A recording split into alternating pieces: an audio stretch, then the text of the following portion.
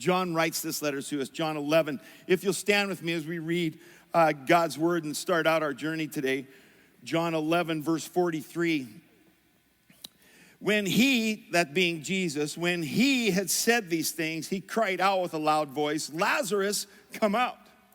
The man who had died came out, his hands and feet bound with linen strips, his face wrapped with a cloth.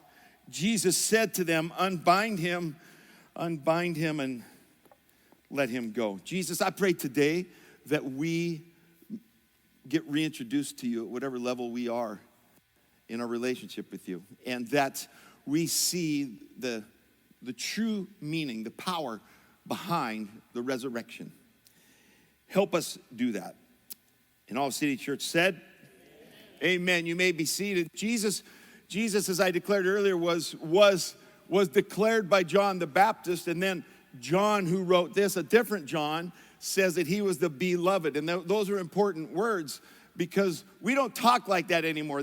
When was the last time that you said to anyone, oh, look, there's the beloved? We just don't do that in normal everyday conversation. But that's an important word that John spoke about himself. See, it's two words. It's be and loved. And the be is really the most authentic. It's the most accurate word for God. When he said, I am, in the Old Testament, the Hebrew for that is just the letter be. I just be. I just always have been. I be. I am be. And so when you have that as the first word and loved as the second word, John's saying something really important. Just be loved. It changes the value of so many words when we really catch be. When he says be came.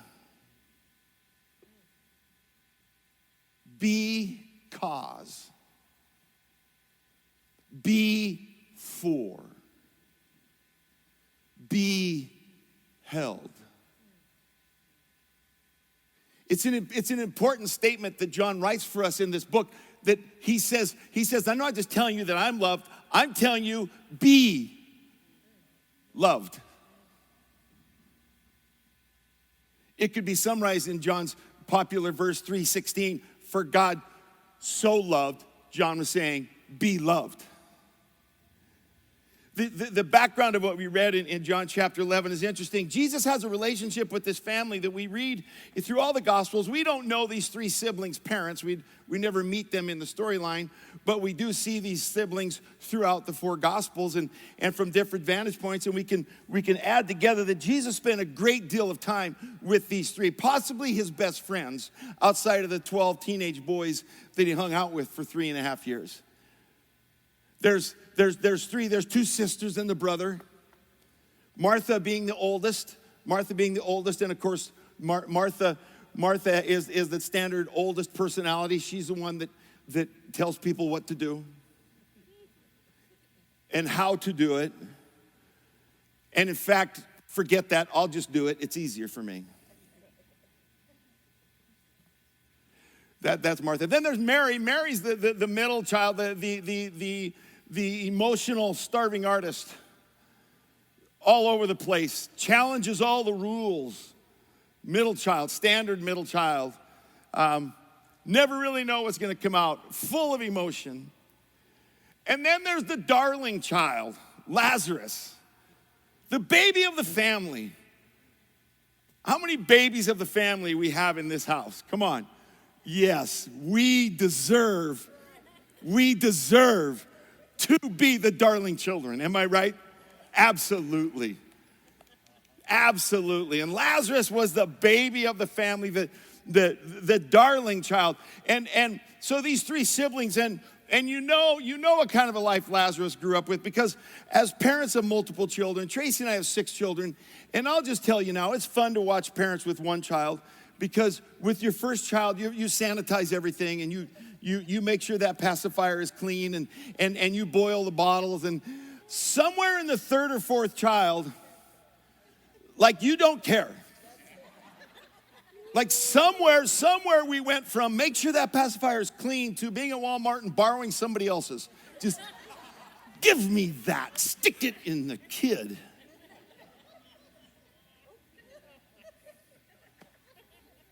That's what the youngest grows up with. Like, just deal with it. Just, your immune system is great because we don't clean anymore. And Jesus spends an enormous amount of time with these three. And this scene that we read in John 11 opens up with tragedy. We're going to back up and walk through it a little more, but it opens with tragedy. It opens with the passing of Lazarus, the youngest, the baby.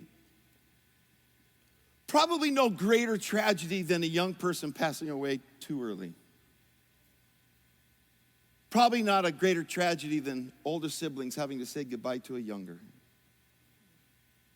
Probably not a greater tragedy than a destiny not being fulfilled. Probably not a greater tragedy than parents having to say goodbye to their baby. And that's how John 11 opens up. Jesus gets the news that Lazarus has died, and at the time, Jesus and his boys had previously been in the city. Lazarus died in the city of Bethany, and Jesus and his boys get the news that Lazarus has died, and Jesus does something very curious. He waits 2 days to do anything about it, and then he says to his boys, we're going to go check out what's happening in Bethany. And his boys say to him, especially Thomas, doubting Thomas, Thomas says, hey, Jesus, listen. The last time we were in Bethany, it didn't go real well. And they wanted the 13 of us to get stoned. And I'm not talking 420 herb.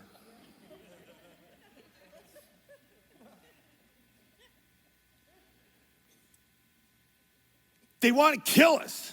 And Jesus says, yeah, I know, but we're going back. And he says this, because Lazarus is asleep. And his boys go, well, Jesus, if he's asleep, he'll wake up. And Jesus is like, oh, what are you, stoned?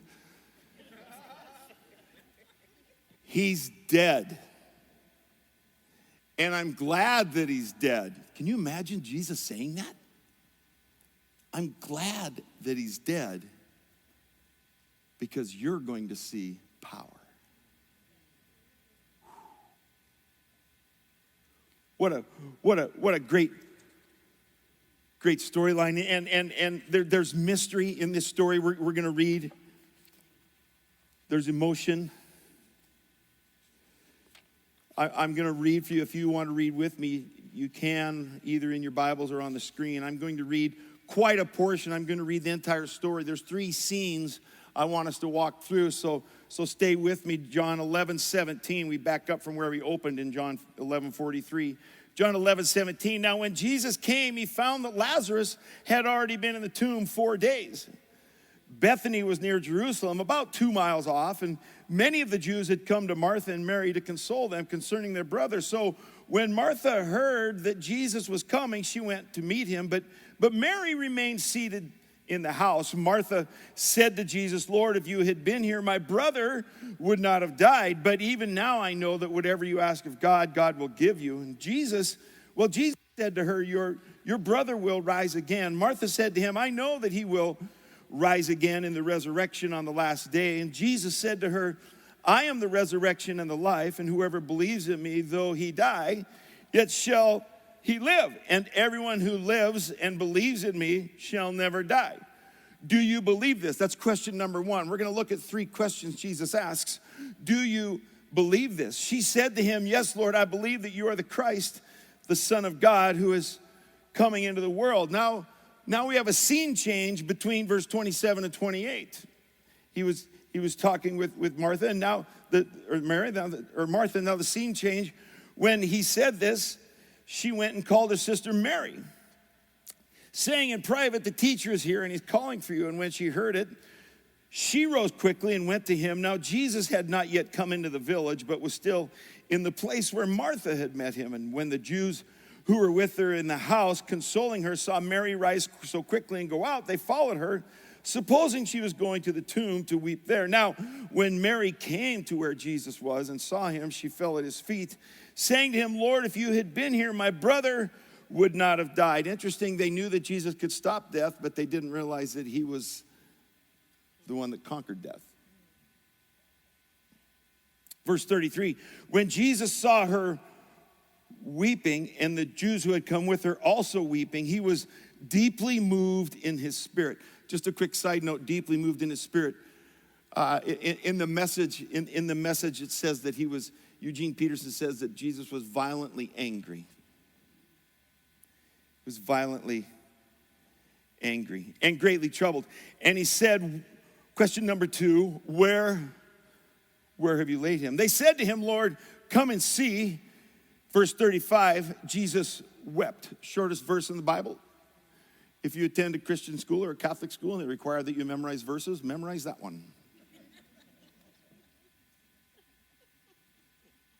Happy Easter. Jesus wept. So the Jews said, see how he loved him. But some of them said, could not he who opened the eyes of the blind man also have kept this man from dying? And now we go into our third and final scene change. Then Jesus, deeply moved, violently angry, came to the tomb, and it was a cave, and a stone lay against it. Jesus said, take away the stone. Martha, the sister of the dead man, said to him, Lord, by this time there will be an odor, for he has been dead 4 days.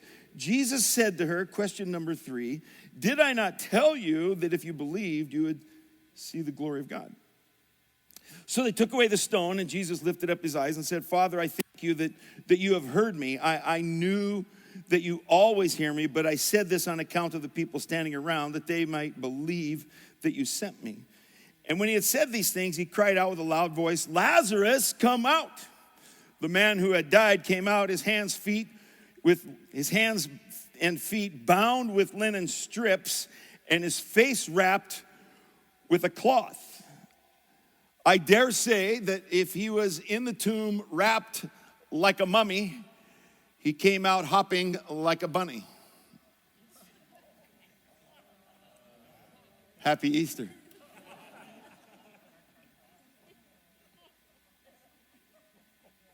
I'm going to not move on until you enjoy that. You're envisioning it, aren't you?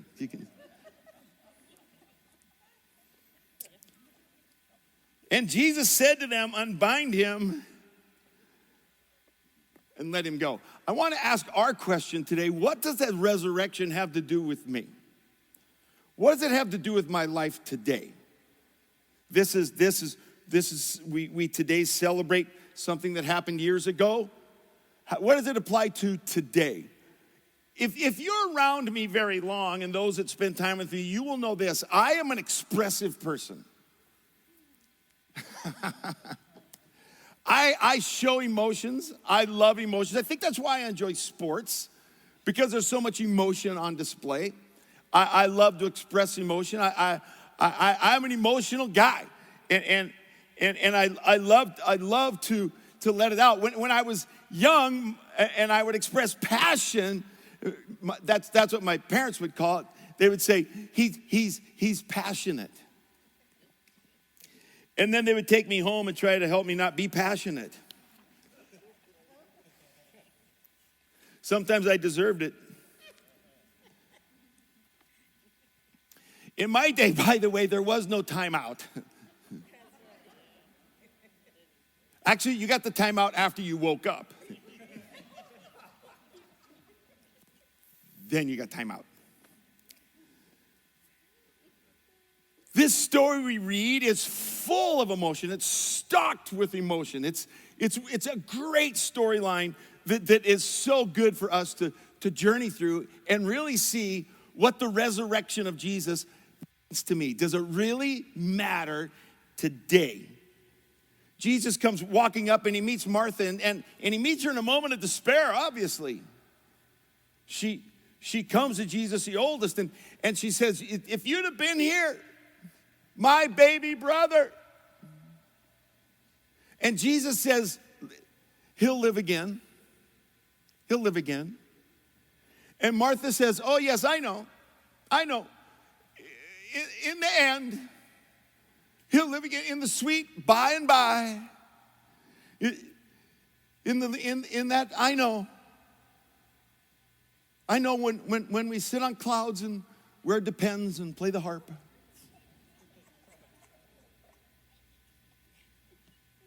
When we sit around and sing, when we all get to heaven, what a day of rejoicing that will be.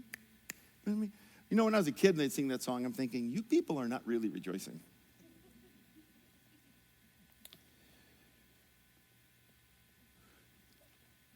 Martha has this belief system that she'll spend eternity with Jesus. And I think most of us in this room have that belief system. But the question is, how does that affect tomorrow? How does that affect your Monday or your Wednesday or your Friday? Let me put it a little differently. How does that affect your discouragement? How does it affect your pain? How does knowing that He is near influence the way you live life, real life? We're glad you're here, but does today matter? At the end of the day, what can we say? How was your Easter? Good. Great music. Yeah, breakfast, amazing. Whew. People got dunked, they got wet, it was fun. Great. Guy speaking, shirt matched his shoes. What is that?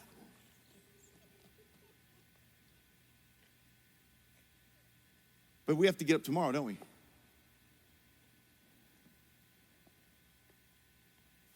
We have to get up tomorrow when the conversation is, how was your Easter? Well, it was good. Really? Yeah, it was all right. Yeah, we went to church. Heard a story. One day we get to live forever. Sometimes I wonder if we leave Easter there and we go into tomorrow without it.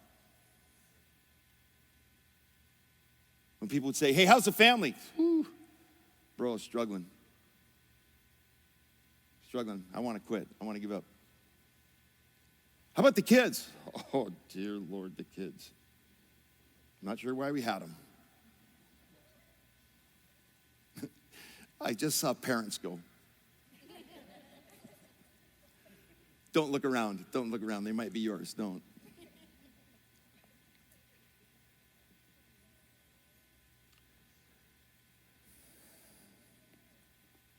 I wonder if we really don't know how this affects my daily life. I wonder if Easter is, well, really it's a disappointment. I mean, really the bunnies are still hollow. It really didn't change my inside.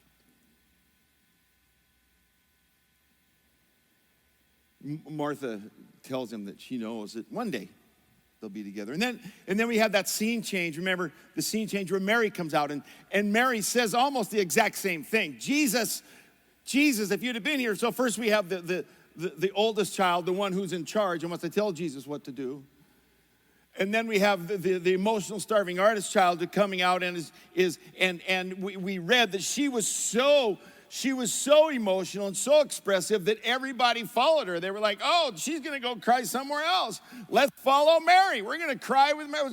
Wherever she goes, we go. Mary comes out. Jesus isn't even in the village yet. She finds him when he's still just finishing talking to Martha, and this emotional child interrupts that conversation.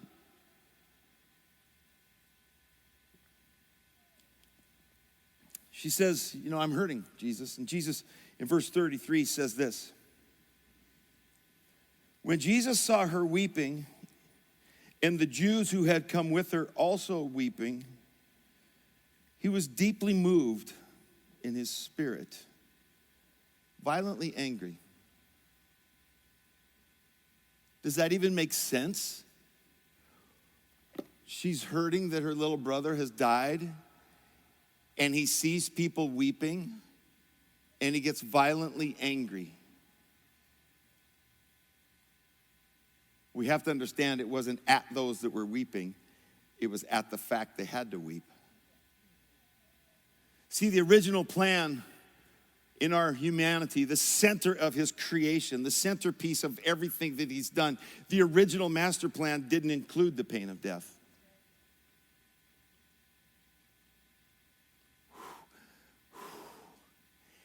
And he watched it playing out. And his reaction was anger at the pain that we were never designed to carry.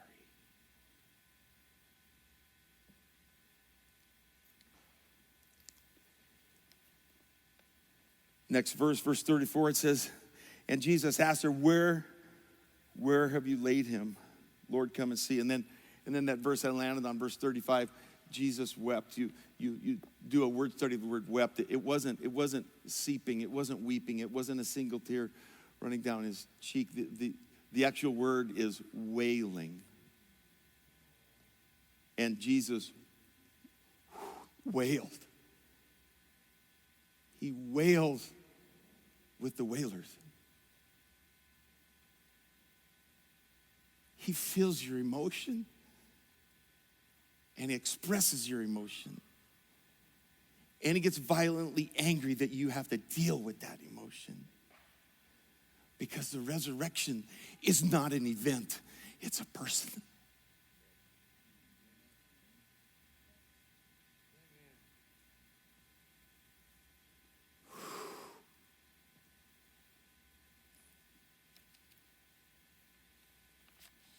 He knew what he was going to do.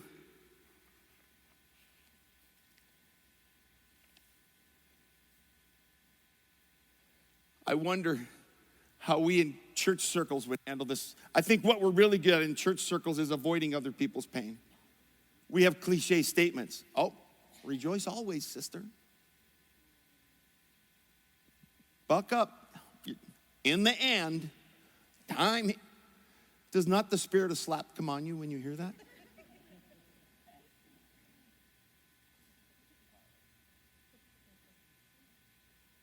The Bible says, hurt with the hurting. Weep with those who weep. Be Jesus to those that need Jesus. That's what the resurrection does. He doesn't skim over your pain. He doesn't glance at your agony. No, he wails with the wailers. And he's angry that we have to walk through that brokenness.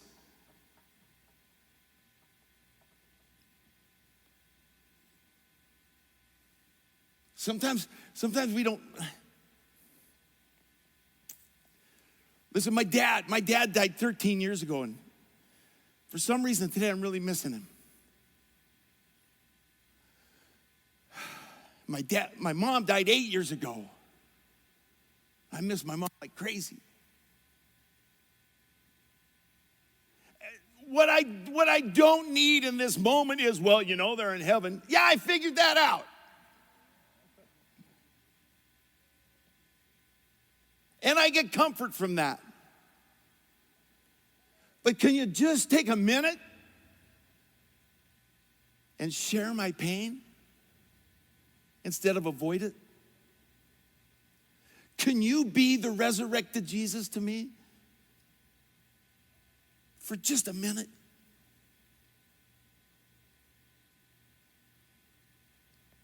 He's so good. He didn't show up at the tomb and go, now, all you just stop crying. It's all gonna be good. I got this. He knew what he was gonna do. But he didn't walk away from those that were hurting, those that were in pain. I feel like he said to them, listen, I know right now it hurts, and I'm going to fix it, but I'm not going to ignore your hurt. That's what the resurrection means today, not just 2,000 years ago. So we see Martha have this conversation and Mary have this conversation, and then we have another scene change. Verse 39, we have another scene change, and Jesus says, take away the stone. Take away the stone. Martha, the sister of the dead man, said to him, Lord, by this time there'll be an odor, for he has been dead 4 days. Jesus said to her, question 3, did I not tell you that if you believed, you would see the glory of God? What is Martha worried about? This is Martha, who, remember the first time we get introduced to this family, that Martha invites Jesus to come eat at their house, and they're at their house, and it says that Martha is in the kitchen cooking, and Mary is sitting at Jesus' feet, and Martha comes out and just interrupts the whole thing. I mean, she comes out, she has the audacity, she yells at Jesus, Jesus! I mean, you could just see her in her apron with flour maybe on her face, or her hair messed up. Jesus! Tell Mary to help me. That's right. Jesus is like, Martha, chill. And we read here, Jesus says, remove the stone. She's worried about the scent. She's like, I should have brought some scented candles. I knew it.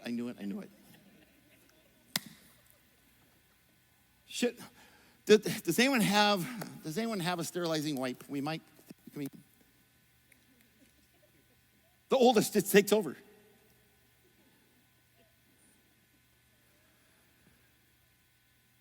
I think there's some of Martha in all of us. Because there's parts of our life that we have hidden that if we visit, it will stink. And he's like, didn't I tell you? That's the part I want to heal. That's where you need the scent of living water. That's where you need the fragrance of the lily of the valley. That's where I want to be.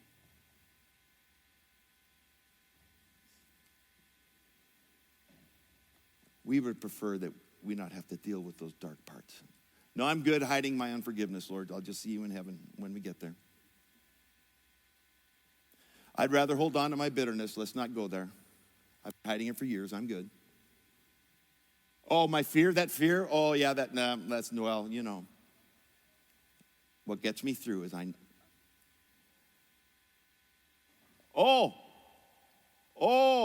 Jesus, wait a minute. You want me to surrender my control? You really think you know better than me, Jesus? You really think you know how to solve this relationship better than I do? You really think you know? You think you know how to get through this medical diagnosis better than I do? You really think that you know? Where did you bury it?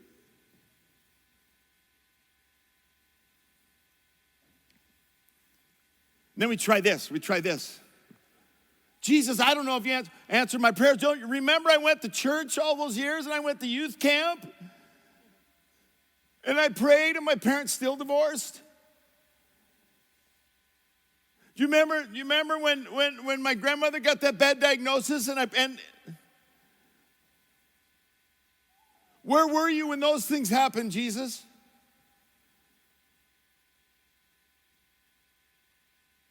We ask those questions. Jesus, where were you when my dad died of MRSA 6 weeks in a hospital and then passed away? Where were you?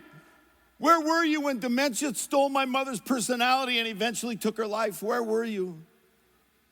Where were you when an older relative molested me? Where were you?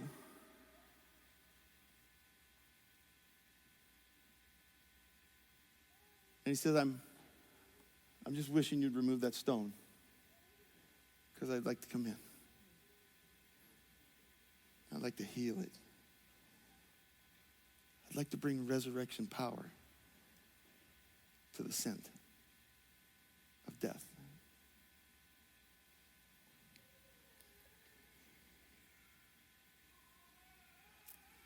We make deals with Jesus, if we're truthful. Like, Jesus, I'll be morally good and I'll do what's right as long as I get into heaven, but do not dig deep into what I've got hidden. And that's not the resurrection. Because the resurrection is not an event. It's a person.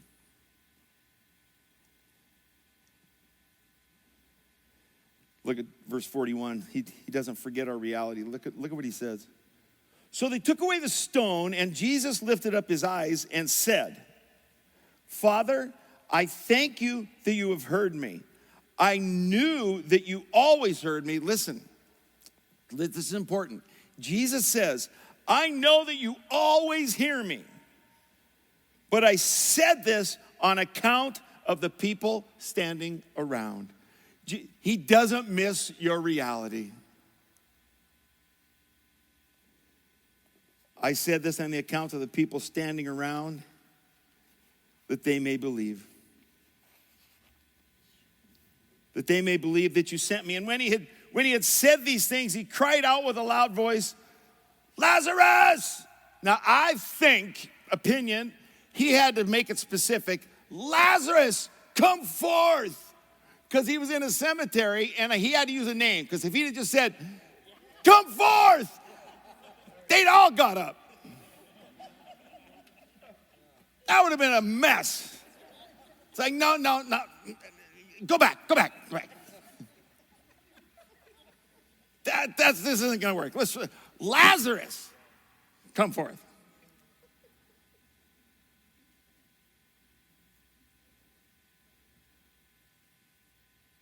Why did he wait 4 days?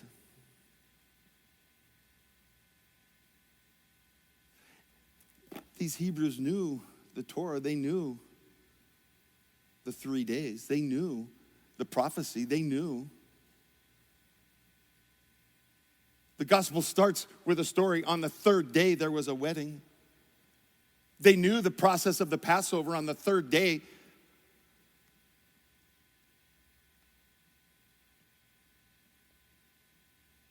on the 4th day, they were done doing and still didn't have change. I believe Jesus waited 4 days for us to come to the end of ourselves and let him step in. Oh, he didn't have a superhero concept. That's not who he thinks he is. Who he is the beginning and the end. And let me say to you, that's not a linear line, beginning and end. That's a circular. He is the beginning and the end. It's one and the same.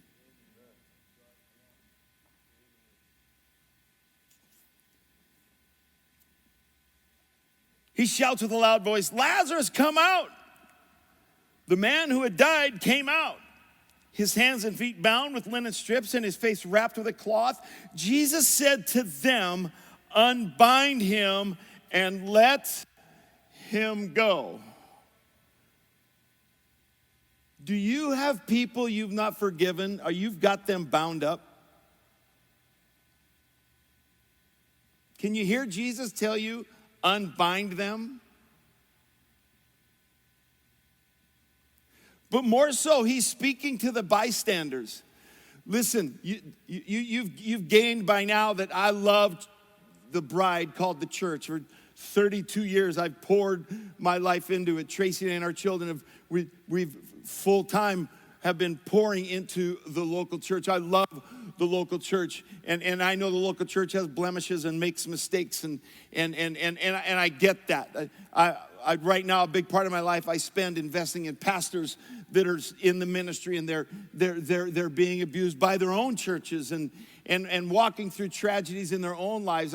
Listen, I know the bride has its weaknesses, but I believe right here, this is where he says we need the bride. He tells the bystanders, you help the brother out.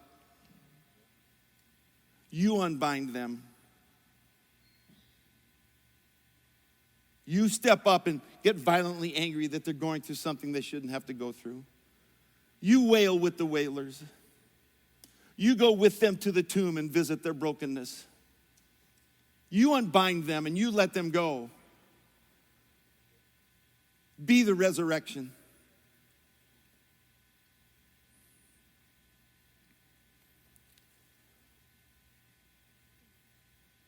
What was life like a few days after that? Can you imagine going to coffee with Lazarus? Pull up at Starbucks, walk in. Bro, haven't seen you for a while. Yeah, I was gone a few days.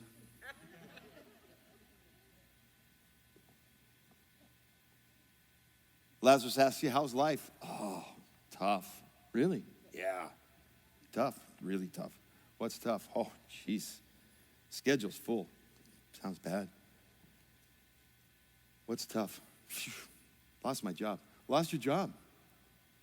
Yeah. Yeah, that's not that bad. That's not that bad. Lazarus, I lost my job. I was dead.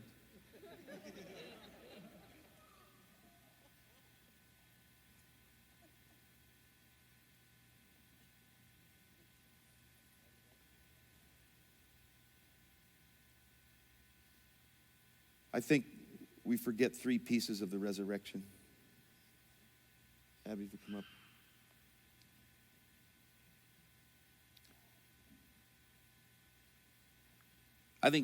We think we forget that Jesus is the resurrection and he's waiting for you to invite him into your broken places.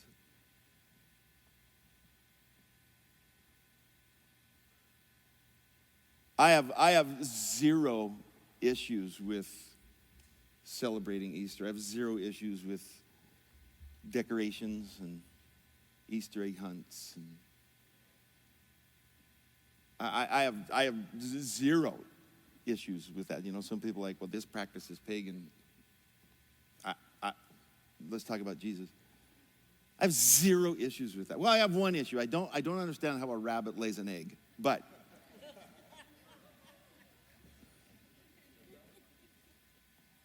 I worked through that.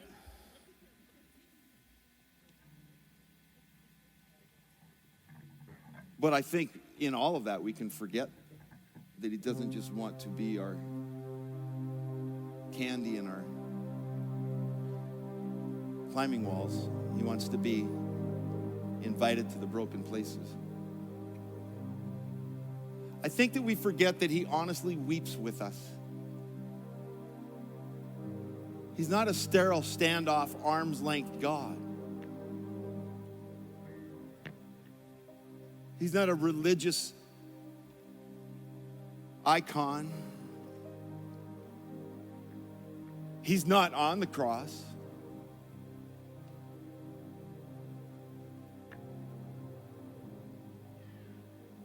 Some people, and over the summer I'm going to talk about judgment because judgment has a negative word in Christian circles and it really is a positive. But he's a just judge and we need that.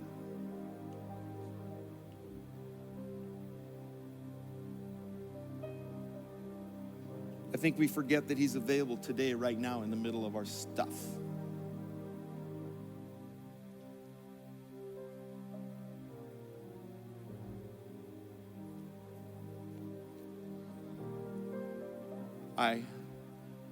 I wonder if, when I ask, what does Easter mean to you? I think there's going to be a spectrum of answers. I think there'd be the celebration and the family. I think we'd have the cliche answer, well, the resurrection. I think there'd be going to church, being together. I think some people might say, well, I think the resurrection is the core of what we believe. I think all of those statements are true. My struggle with that is none of those statements are personal. None of those statements are, well, what the resurrection means to me is that Jesus feels my pain.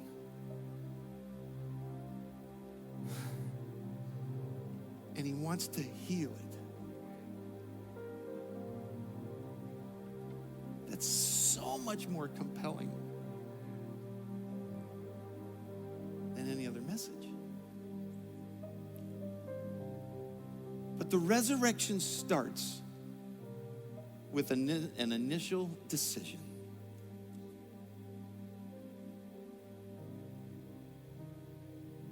See, I think in Christian circles, we get so busy telling people about the second coming of Christ, and most people haven't heard about the first one.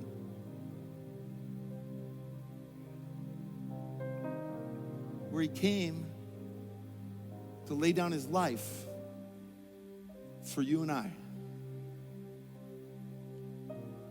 He came to take away our sin. He came to heal our broken places. He came so we can know him personally.